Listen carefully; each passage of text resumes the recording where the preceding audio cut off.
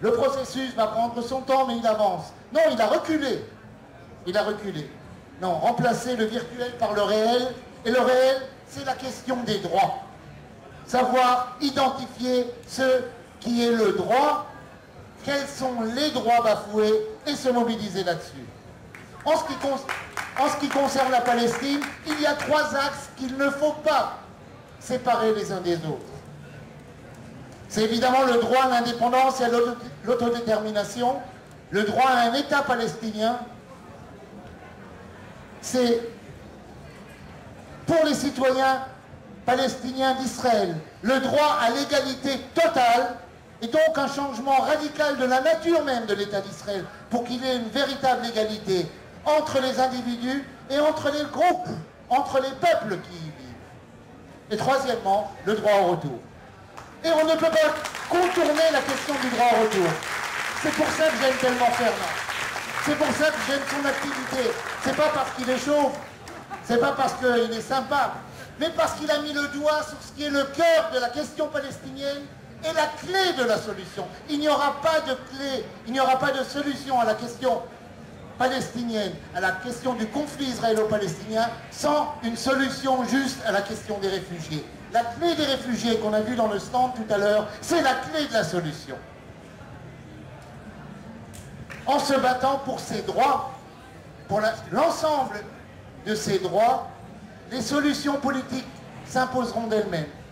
Et qu'on arrête de se chamailler sur les solutions politiques. Un État, 2 États, une fédération, c'est pas ça. On se bat pour des droits. Et sur ces droits, les Palestiniens sauront négocier avec les Israéliens comment trouver la formule politique la plus adéquate. C'est pas ça votre priorité, c'est pas ça notre priorité. Un des moyens pour le seul moyen, pas un des moyens, le seul moyen pour que les Palestiniens puissent avancer dans la réalisation de leurs droits, des droits aujourd'hui et des droits demain, c'est faire pression.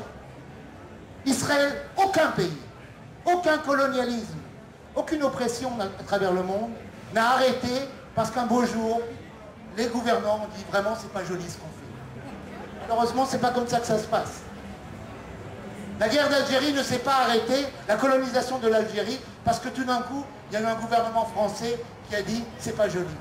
Parce qu'il y a eu une résistance algérienne et parce qu'il y a eu finalement une résistance en France qui a dit ça suffit comme ça.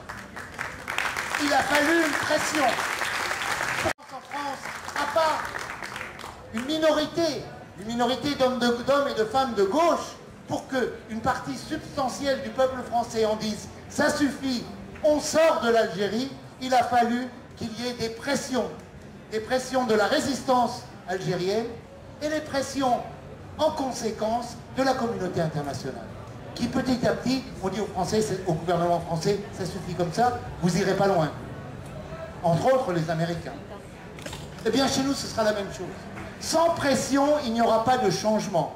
Sans pression, les droits des Palestiniens resteront sur leur papier. Et les Palestiniens seuls ne peuvent pas. Ils le reconnaissent, nous devons le reconnaître, nous aussi.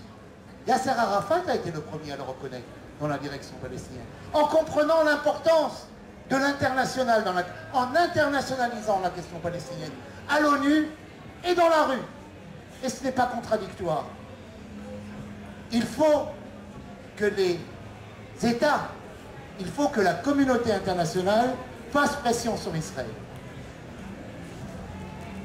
Ça c'est le S du BDS, boycott, désinvestissement, sanctions. Il faut des sanctions de la part des gouvernements. Et lorsque les gouvernements ne prennent pas leurs responsabilités, ou le prennent très timidement, ou lorsque les gouvernements reculent, la politique française par exemple aujourd'hui est en recul si on compare à la politique par rapport au Moyen-Orient de l'époque de François Mitterrand ou de Jacques Chirac, elle est énormément en recul. Alors on passe du S à B.